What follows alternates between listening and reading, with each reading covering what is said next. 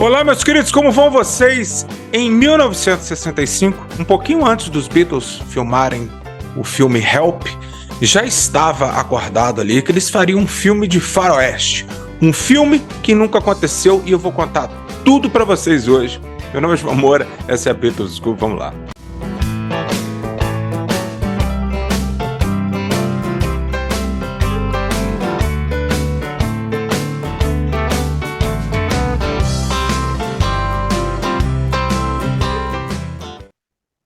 Olá, meus queridos, o que foi que aconteceu? Foi oferecido a Walter Shenson, que era o produtor de A Hard Day's Night, também produtor de Help, um livro, o qual o Brian Epstein acabou comprando os direitos desse livro. Um livro chamado A Talent for Loving, né, que era de um cara chamado Richard Condon, né, e esse livro foi lançado em 1961, né? E aí eles começaram, o Walter Shenson ele pediu até para o Richard Condon para que ele, baseado em seu livro, ele escrevesse um script para que isso virasse um filme dos Beatles, né? Porque os Beatles tinham muita vontade de fazer um faroeste, né? E o Ringo era o mais animado para aquilo ali, né? O homem tá doido para dar uns tiros lá, usar chapéu de cowboy, né? Porque era algo que o Ringo sempre gostou muito e eles viram que tanto no A Hard Day's Night quanto no Help, o Ringo praticamente foi o personagem principal ali. Então ele era o Beatle, o qual os outros três ficavam bastante confortáveis em estar atrás dele ali em relação a filmes, né? Então ali eles continuaram e tal, porque em 1965 ele foi quase que uma cópia de 1964. Por quê? Em 1964, quando os Beatles voltam ali do Ed Sullivan, né, ali em fevereiro, a primeira coisa que eles começaram a fazer é o seguinte, já estava acordado desde 63 que eles iriam fazer um filme que poderia ter sido chamado Beatlemania, mas acabou virando A Hard Day's Night por causa de uma frase do Ringo, né, que ele falou, né? Então o que acontece? Os Beatles passaram o primeiro semestre de 1964 em duas coisas muito importantes. Um era gravando a trilha do filme, todas as músicas do filme A Hard Day's Night, e no meio disso também filmando, né? Então eles ficaram muito, muito ocupados. O que aconteceu depois no verão ali do hemisfério norte, né? Eles turnê. Eles deram uma viajada pelo mundo ali, foram parar na Austrália, né? Depois eles voltam à Inglaterra e aí eles vão para os Estados Unidos para a primeira grande turnê de 64, né? E aí, quando vai chegando para o final do ano, boom, George Martin e Brian Epstein já pediram single novo e um novo álbum, né, cara? E então a pressão daquilo ali, é por isso que o Beatles for Sale tem ali quase 50-50, né, cara? Era músicas de Lennon e McCartney e alguns covers, porque não dava para colocar, não dava tempo para criar tanto material assim, né? Então eles criaram um single, I Feel Fine, She's a Woman, que precedeu um pouquinho o Beatles for Sale. Quando a gente vira para 1965, é praticamente uma cópia de 1964. O que eles fizeram no primeiro semestre?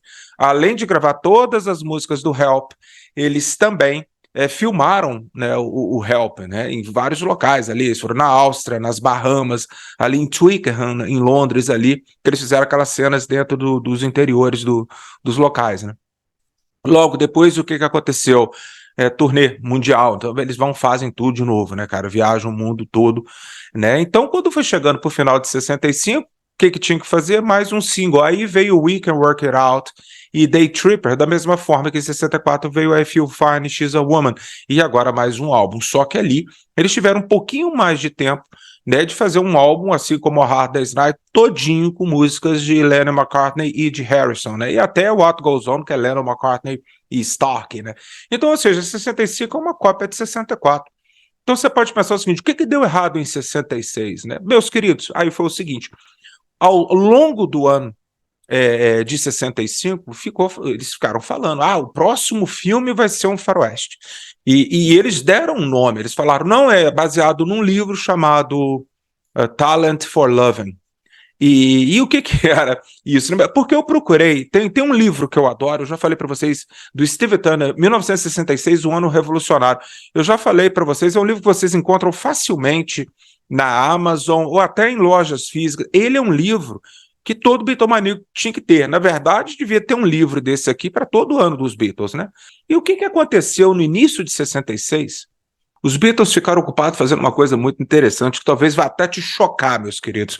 Os Beatles ficaram sabendo que o áudio do show deles, do Shea Stadium, porque o Ed Sullivan compraram aquilo ali para poder passar nos cinemas, nos Estados Unidos e no mundo todo, né? Então, eles ficaram pasmos que o áudio do show era horrível, né? Então, o George Martin vira para os Beatles e fala assim, eu vou buscar vocês aqui num grande estúdio aqui em Londres, onde que eles iriam botar o filme, né, na grande tela, e os Beatles tinham que tocar, né, cara? Então, eles regravaram praticamente todas as músicas, como Help. Há quem fala que Ticket to Ride é o que está na tela, foi uma das poucas que salvaram, né? Mas She's a Woman, Everybody's Trying to Be My Baby, eles não mexeram, apesar de não ter filmagem de Everybody's Trying to Be My Baby, né? Mas This Miss Lizzy, as músicas I Feel Fine, todas essas músicas eles tiveram que refazer mesmo do zero, né? O Paul, principalmente o Paul, o som do baixo dele, nenhuma música tinha, então ele teve que tocar tudo, então eles falaram, vão tocar a banda inteira, né? Agora, tem algumas coisas que são meio malucas. Por exemplo, Twist and Shout, como não teve tempo de regravar Twist and Shout dentro de um estúdio ali em 66, eles acabaram pegando uma gravação dos Beatles do Hollywood Bowl, que mais tarde sairia no Hollywood Bowl lá em 1977. Mas eles pegaram aquele áudio e jogaram em cima do filme ali. Acho que muita gente já deve ter reparado isso, né? E agora o pior de tudo para mim foi Act Naturally, né? O qual eles decidiram não tocar. Eles simplesmente pegaram a faixa Act Naturally, que está no Help, e eles enfiaram ela no filme com o som da galera gritando. E eles cortavam a música quando havia necessidade. Então foi uma coisa muito porca. Os Beatles fizeram uma coisa muito porca naquilo ali, mas fizeram e entregaram, né? Então janeiro de 66 foi isso que os Beatles fizeram. Mas o filme ele contava a história no século XVI, um padre lá, ele tinha um conquistador espanhol, deve ter sido do México, alguma coisa assim. Então esse conquistador espanhol chegou, então esse padre vai jogar uma praga nesse conquistador espanhol e também em sua família. Então o padre corta a própria mão, né? E aí ele faz lá com sangue, lá ele faz lá uma praga para jogar nesse conquistador espanhol, né, e tal, e em todos os seus descendentes. Né, aí o que acontece? Que aí passam lá 200 anos, lá em 1800 e bordoado, já no Velho Oeste, papapá. A menina tem uma moça que ela tinha essa praga, né? Que essa praga seria o quê? Um absurdo desejo de amar, né? Cara, e tal. E eles iam enfiar os Beatles nessa história. Como? Não tenho a menor ideia, porque o roteiro final foi feito, mas só que ninguém viu, né? Muitos anos depois, muitos anos não, em 1969, quando os Beatles já tinham rejeitado, o filme foi filmado.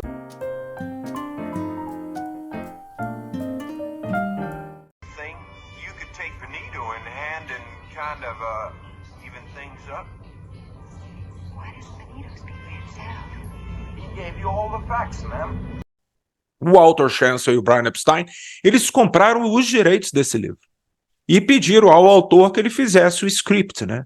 Então ele demorou muito para fazer o script. E o ano de 65 foi passando, e quando entregaram o script para os Beatles, tanto é que chegou, olha só essa foto aí, é um script do filme com as assinaturas dos 4 Beatles. Isso foi a leilão ali em 2007, 2008, né? E foi vendido a um preço absurdo. Foi aí que começou, que isso veio à tona, porque nem o Beatles Chronicle do Mark Lewisohn e nem esse livro que 1966, eu dei uma passada de olho para tentar achar alguma coisa um pouco rápido, eu acho que não tem essa informação ali, né?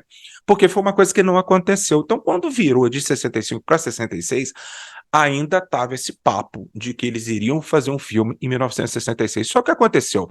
Aí eu acho agora a parte mais interessante da história, né? O fato de ter demorado para sair esse Bang Bang, o George Harrison chegou a ler o livro, ele gostou muito, né? Só que com o desenvolvimento ali do roteiro, os Beatles foram vendo que eles não tinham nada a ver com aquilo. What is that? If we're betting dirt, there's some at the bottom of that boot. Are you questioning my honesty? I sure as hell am.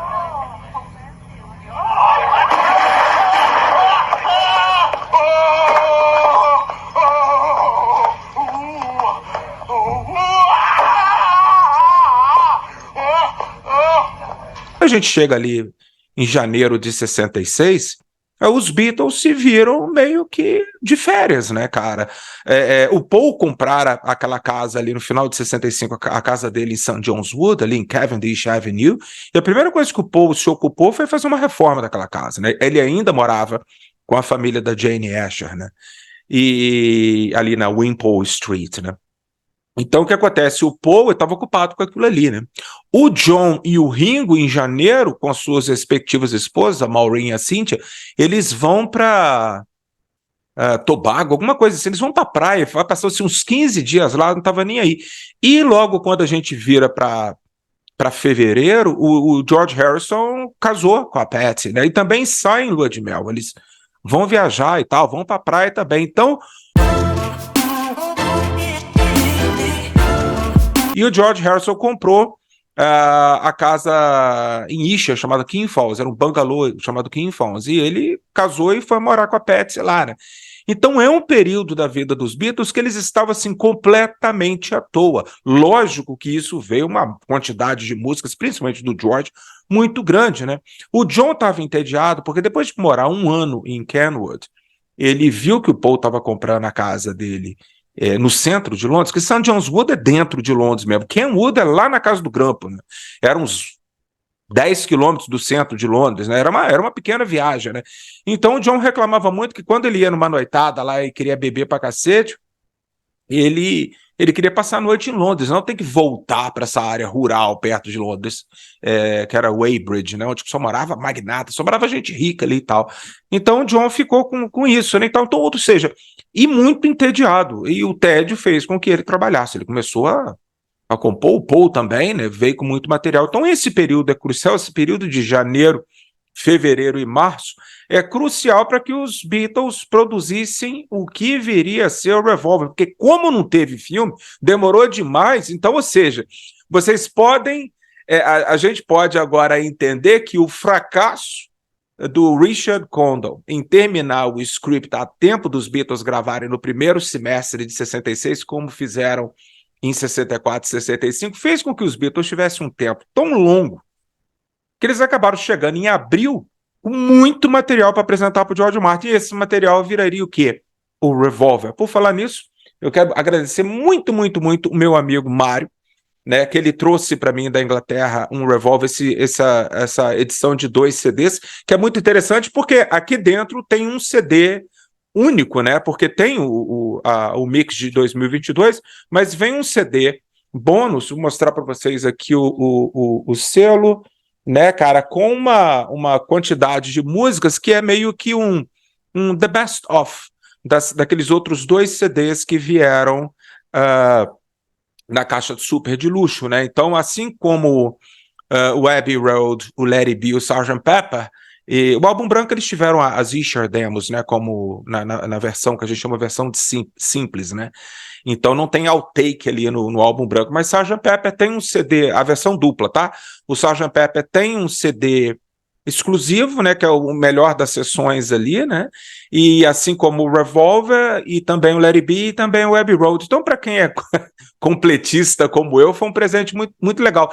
E eu peguei informação sobre esse livro, que era algo que eu ficava assim, eu vi diversas pessoas falando ao longo dos anos, os Beatles iam gravar um filme de faroeste. Falaram muito sobre O Senhor dos Anéis, né, cara, mas nunca foi realmente, graças a Deus, nunca foi realmente feito, né, mas esse filme acabou não sendo feito e ele está mencionado no booklet desse aqui. Eu não me lembro de ler na versão de luxo sobre isso, né, eu devo ter lido e pulei. Então, ou seja, é oficial, está escrito aqui que os Beatles iam gravar esse filme chamado A Talent for Loving, né, o qual eu não consigo imaginar. Agora, lendo o roteiro do filme, eu fiquei imaginando assim, né, o plot, desculpa, do filme, eu fiquei assim, cara, como que eles iam inserir os Beatles nessa história? Era um faroeste e tal, a atriz ainda seria decidida, quem que seria a atriz? Seria a personagem que tinha a maldição lá do padre. Oh, aren't you beautiful?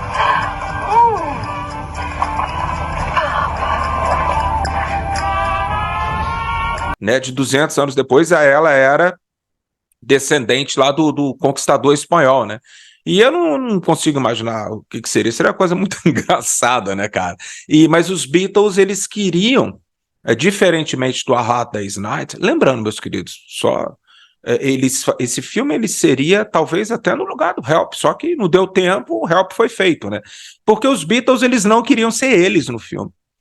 Como eles foram em A Hard Day's Night, eles queriam ser personagens, né? Então não se sabe se um seria vilão, o outro seria o barman do pub, do salão, o outro seria um pistoleiro, ninguém sabe o que é isso, né? Há quem diga, mas isso aí é a título de, sim, fofoca não, conjectura, de que a música Act Naturally, que está no Help, ela seria a primeira música que eles já estavam pensando nesse filme, né?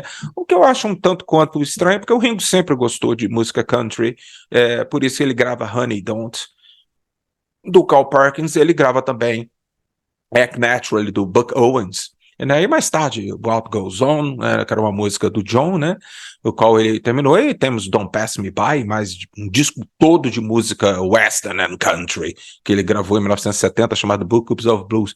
Então é isso, meus queridos, é realmente muito interessante imaginarmos como seria um filme de Bang Bang dos Beatles, um filme de cowboy, né? Mas o fato deles não terem feito fez com que o ano de 66 fosse completamente diferente dos 2 anos anteriores, né? Então eles gravam ali o Revolver vai ali de abril até junho, as gravações. Então eles tiveram todo o tempo do mundo, toda a paz do mundo, mas ainda assim havia uma possibilidade deles filmarem no verão, né, de 66, mas acabou que não, porque eles saem naquela turnê, e aí muita coisa aconteceu dali para frente, né? Eles vão até, eles tocam um pouco ali na Europa, na Alemanha e tal, então eles vão para o Japão, aí tem aquele período ali no Budokan, né? E depois eles vão às Filipinas, onde que acontece o que aconteceu, né? Eles tomaram porrada pra cacete, já fiz vídeo sobre isso e tal, e dali eles voltam, eles passam pela Índia, eles voltam rapidamente ali no meio do ano de 66 para a Inglaterra, eles descansam um tempinho, né? E aí dali eles vão para a derradeira turnê nos Estados Unidos, o qual nós temos o último show deles em São Francisco, no Candlestick Park, em agosto de 66. Então, quando eles voltam, por incrível que pareça, eles voltam e cada um vai fazer a sua atividade ali em 66, né? O George aproveita, vai embora para a Índia de novo, que ele estava estudando Sitar com Ravi Shankar, né? O Ringo vai coçar o saco dele, né?